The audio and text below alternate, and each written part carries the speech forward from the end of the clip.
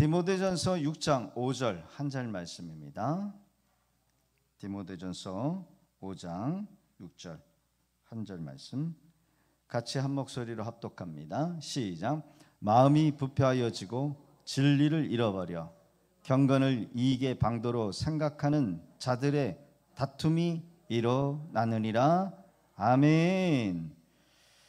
철로역정 34번째 종교적 이익을 위해서 사는 이들에 대한 교훈 말씀으로 철로역정 함께 은혜 받기를 원합니다.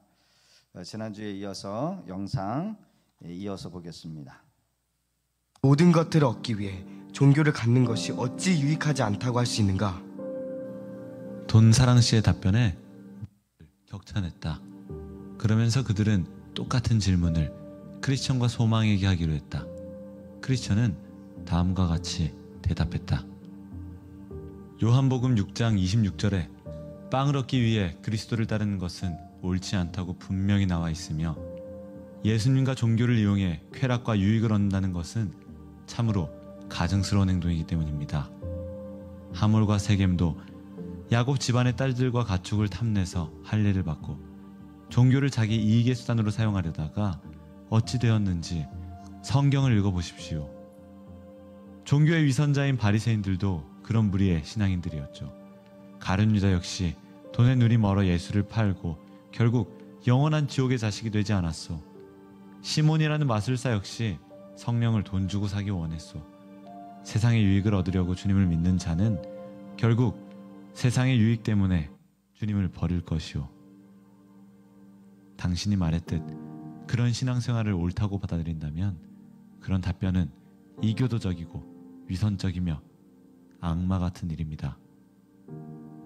그들은 아무 대꾸도 하지 못하고 서로 멀뚱멀뚱 바라보다가 점점 뒷걸음질 쳤다.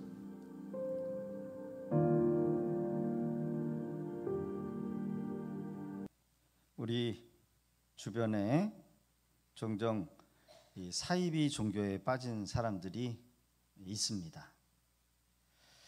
사이비 교주의 미혹이 돼서 재산도 잃고 인생도 뺏기고 심지어 이 정명석이라고 하는 이 교주 같은 사람들은 여자들을 상당히 좋아해서 이 교주에게 딸을 빼앗겨 가지고 성놀이개로 바쳐진 그런 정신 나간 이 광신자들이 있다는 거예요. 왜 이런 사람들에게 미혹되고 사이비 교주들은 사탄의 교주가 되는 것일까? 며칠 전에 오늘 이 철로역정 사심이라고 하는 사람과 그 사심이라고 하는 친구들의 이 말씀을 깊이 묵상하면서 단 한 가지입니다. 왜 그럴까? 왜 그럴까요? 제대로 된 진리를 알지 못하기 때문에 그렇다라는 거예요. 제대로 된 진리를 경험하지 못하기 때문에. 신학 공부를 제대로 했다라고 한다면 바른 진리를 분명히 배웠을 거예요.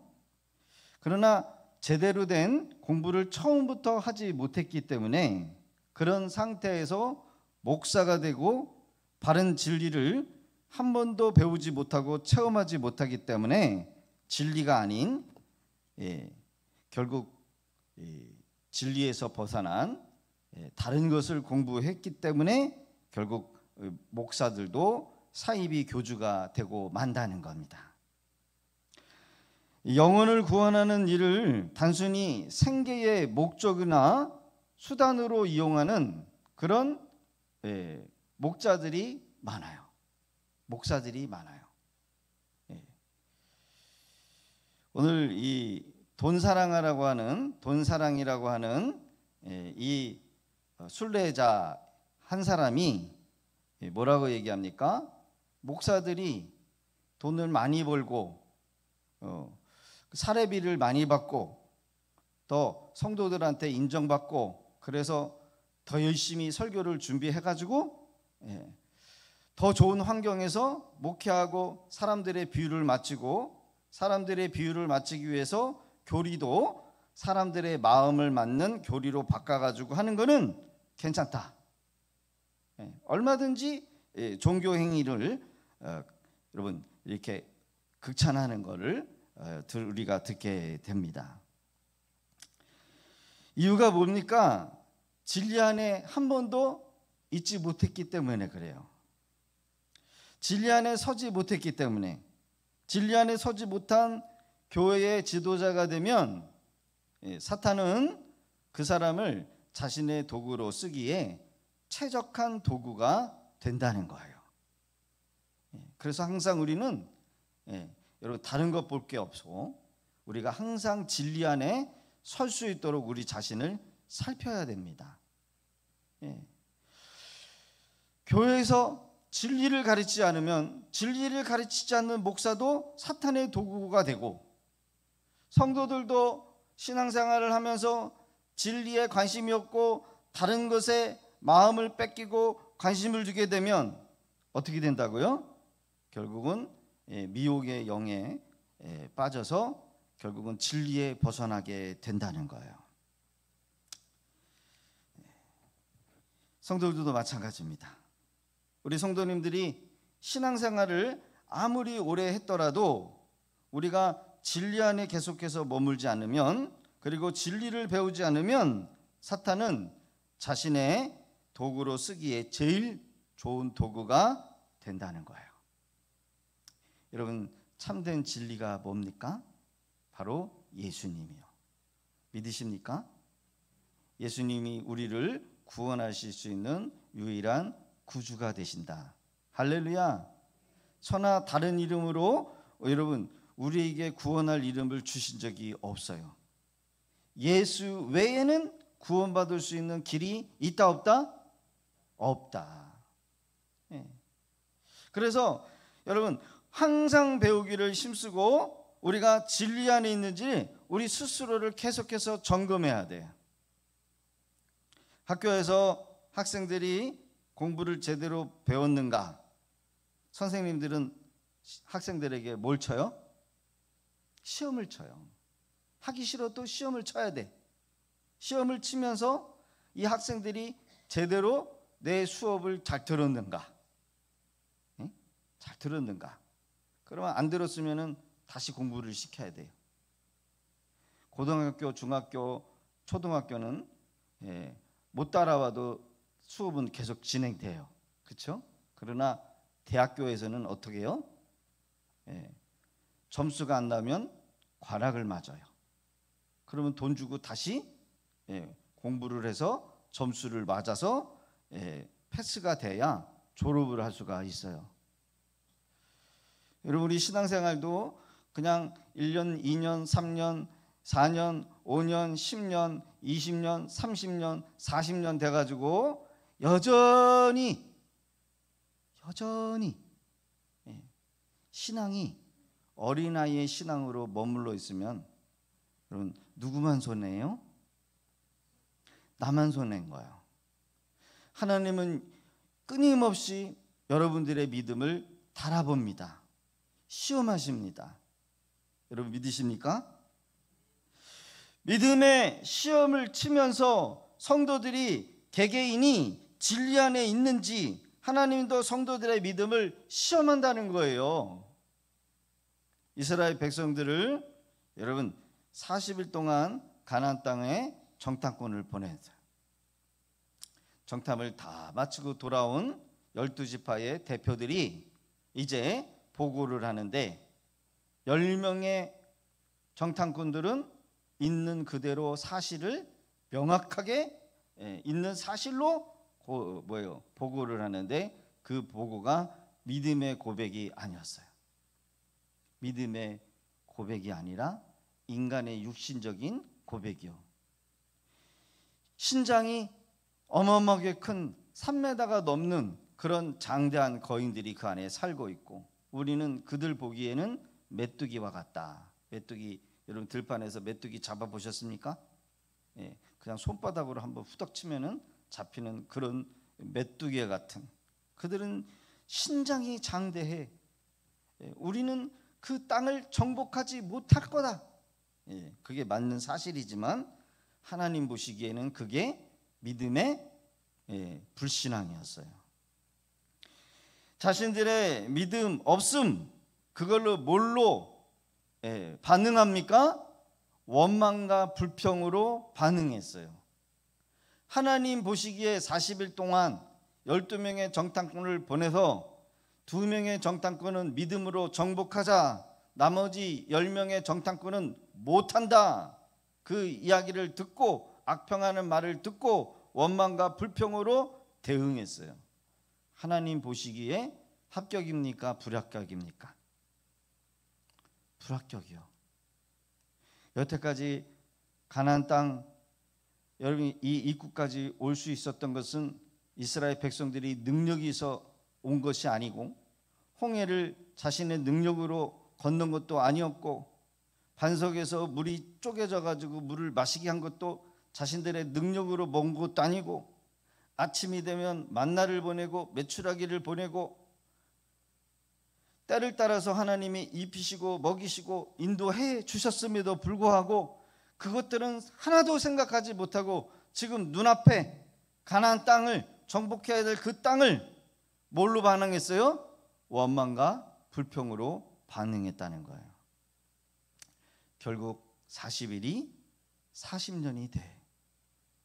믿음의 시험에서 불합격이 돼요. 광야에서 훈련을 받다가 모두가 죽게 된 겁니다. 여러분, 믿음이 없이는 약속의 땅에 못 들어가요.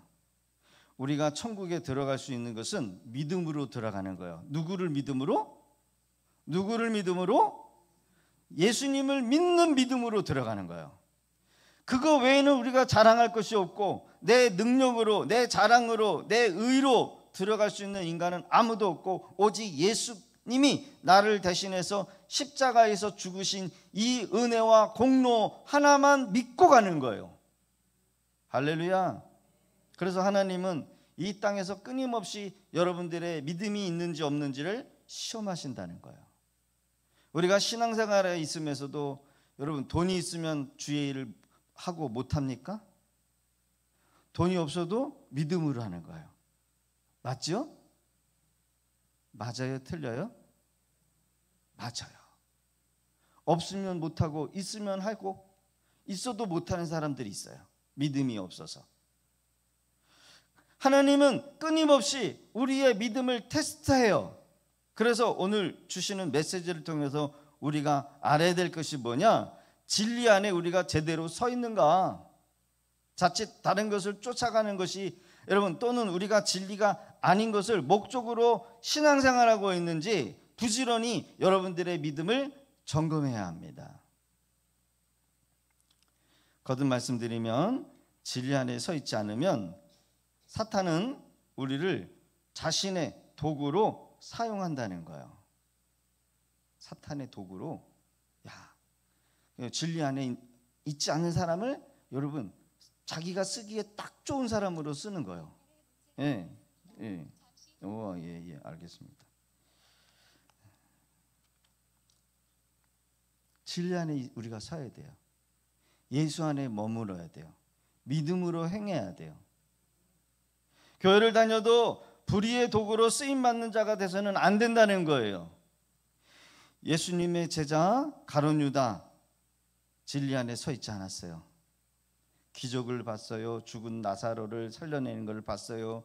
병든 자가 일어나는 걸 봤어요. 문둥병이 고쳐지는 걸 봤어요. 예수님이 물 위로 걷는 것을 봤어요. 풍랑을 잠잠시키는 것을 봤어요.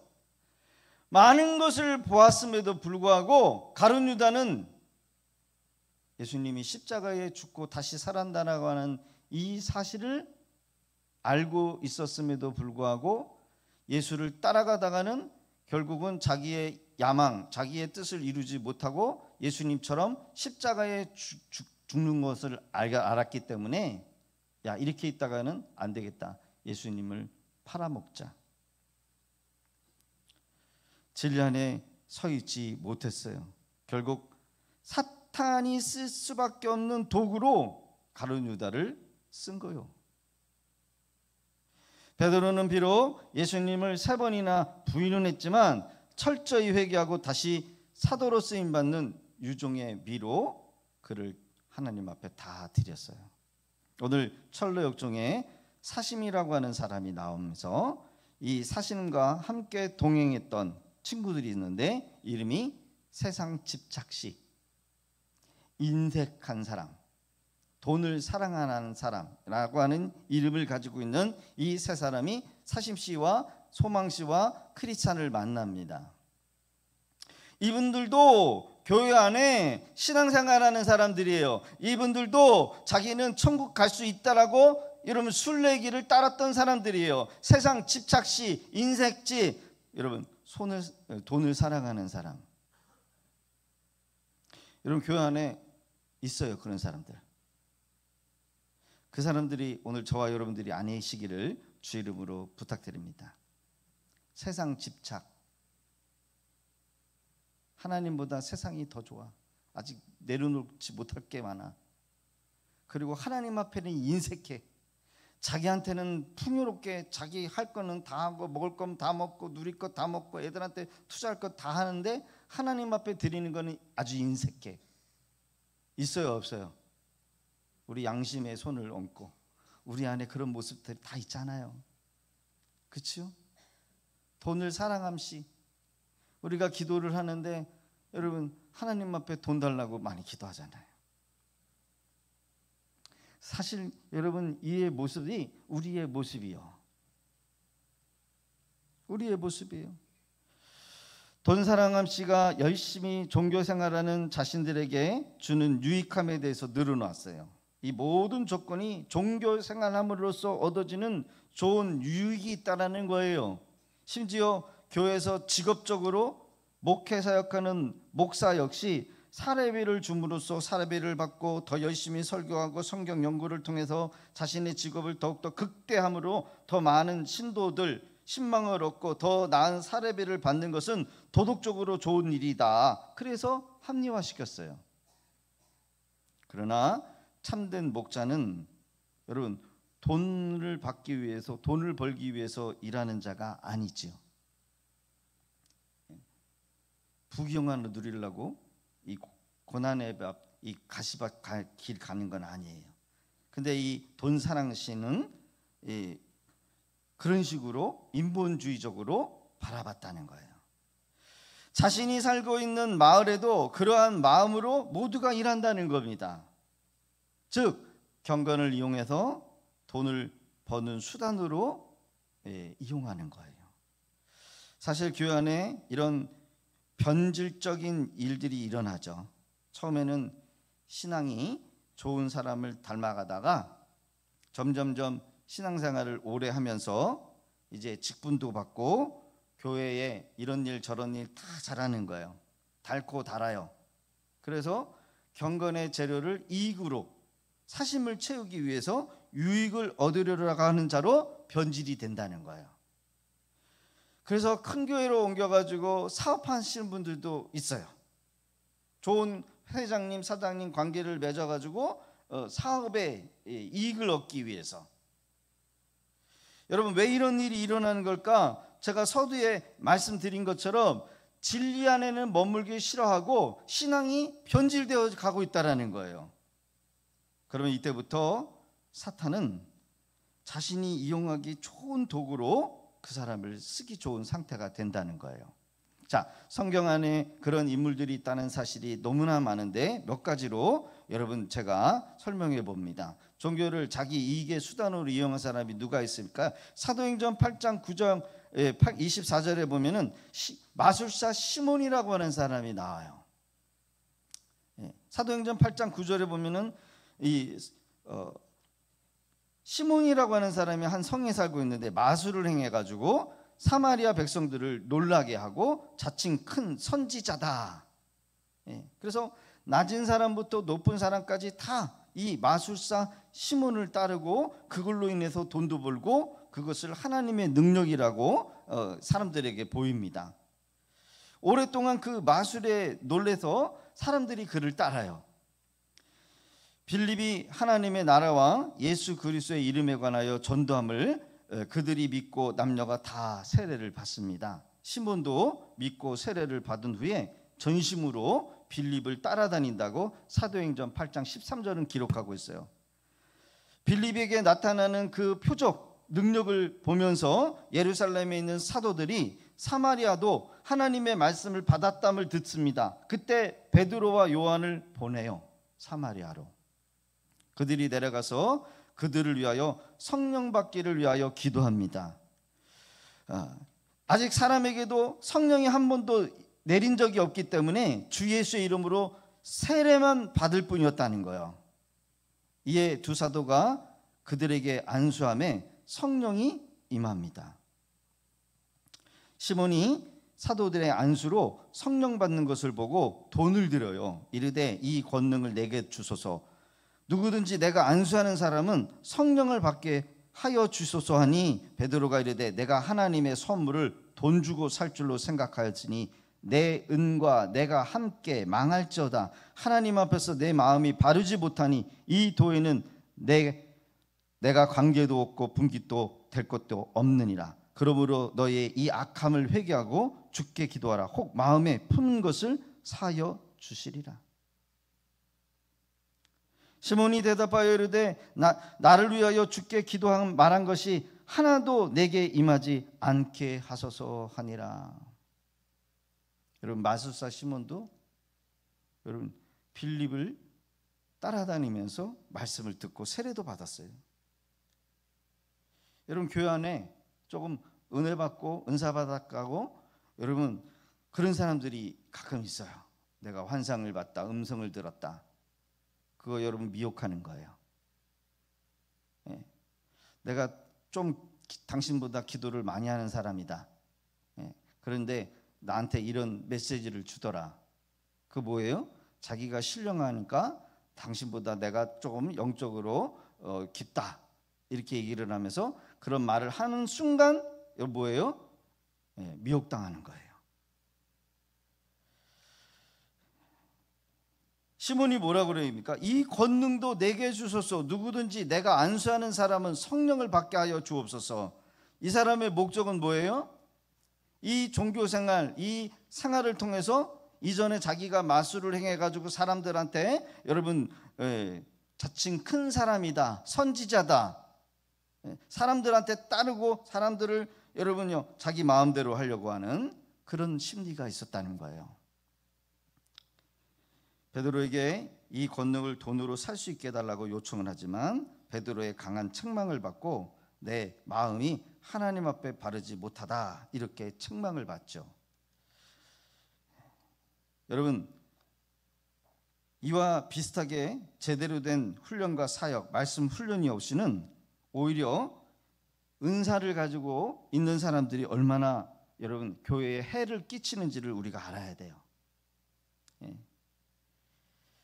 가끔 은사를 가지고 있는 분들을 제가 많이 만났습니다. 좀 기도도 하고 은혜도 받았다라고 해서 그런 은사를 가지고 교회를 조용하게 겸손하게 섬기기보다는 그 은사를 가지고 자기가 혼자 신방을 다니면서 헌금을 받고 사역이라고 하고 다니는 분들이 계셔요.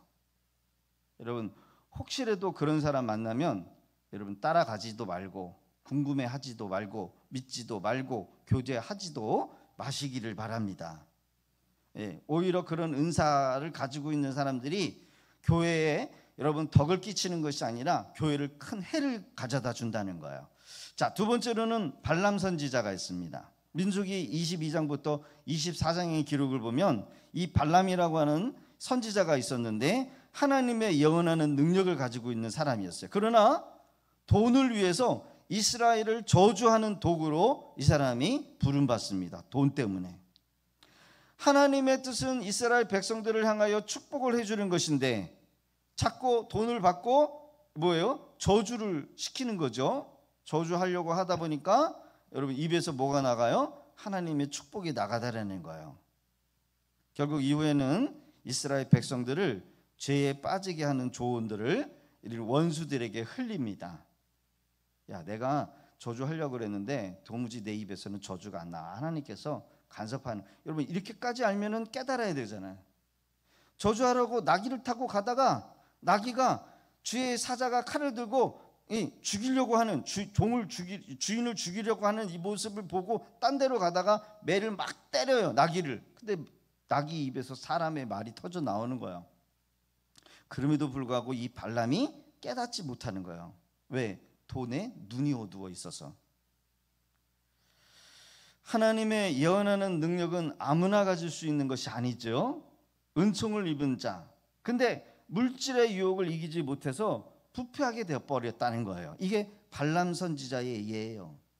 이때부터 돈을 위해서라고 한다면 무슨 짓을 해도 하는 사탄의 도구가 되었다라는 것, 여러분, 그 증거가 발람 선지자의 예입니다. 하나님의 종들은 돈을 위해서 일하는 자들이 아니에요.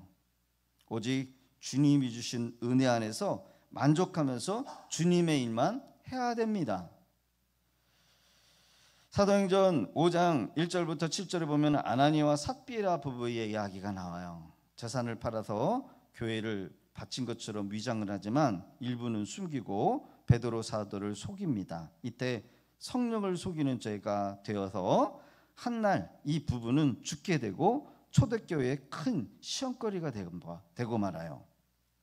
곧 그가 베드로의 발 앞에 엎드려 혼이 떠나는지라 젊은 사람들이 들어와 죽은 것을 보고 메어다가 그 남편 곁에 장사하니 온 교회와 이 일을 듣는 사람들이 다 크게 두려워하니라. 하나님의 은혜를 입어서 감사와 서원을 드려야 했던 이 아나니아 삽비라 부부가 종교적 명성을 얻으려고 하는 목적 때문에 사람들에게 보여주기 위한, 여러분, 욕심이었어요. 여러분, 물질의 시험의 유혹을 이기지 못한 거죠. 결국 성령을 속이게 되어서 착한 일로 시작한 것이 결국 이 가정의 비극이 되었다는 겁니다. 예수님을 십자가에 못 박아 죽이기 위하여 종교적 지위를 이용했던 사람들이 누구였습니까? 가야바 대제사장, 그리고 종교 지도자들이었다는 겁니다. 예수님을 십자가에 못 박아 죽이기 위해서 자신의 종교적 지위를 이용했어요. 한 사람이 백성을 위하여 죽는 것이 유익하다라고 하는 명목을 세우고 정치적 계산하에 예수님을 처형했어요. 결국 이로 인해서 예루살렘 성전은 무너지고 유대인들은 디아스포라, 전국적으로 흩어져 버리는 비극을 겪게 되었다는 겁니다. 여러분, 이렇게 종교를 이용해서 자신의 유익을 채우는 결말이 얼마나 위험한지를 우리가 철로역정, 이 사심시, 돈사랑, 인색함, 이 사람들을 통해서 여러분, 우리가 어떤 삶을 살아야 되는지를 우리 스스로를 점검해야 한다는 겁니다. 자, 오늘 본문 같이 한번 읽어볼까요? 시작. 마음이 부패하여지고 진리를 잃어버려서 경건을 이익의 방도로 생각하는 자들의 다툼이 일어나느니라. 마음이 부패하여져서 도덕적으로 영적으로 타락을 해버려서 옳고 그름을 분별을 못한다는 거예요. 이게 똥인지 된장인지 분별을 못해. 어떻게 돼요? 똥을 된장인 줄 알고 먹는다는 거예요. 영적으로.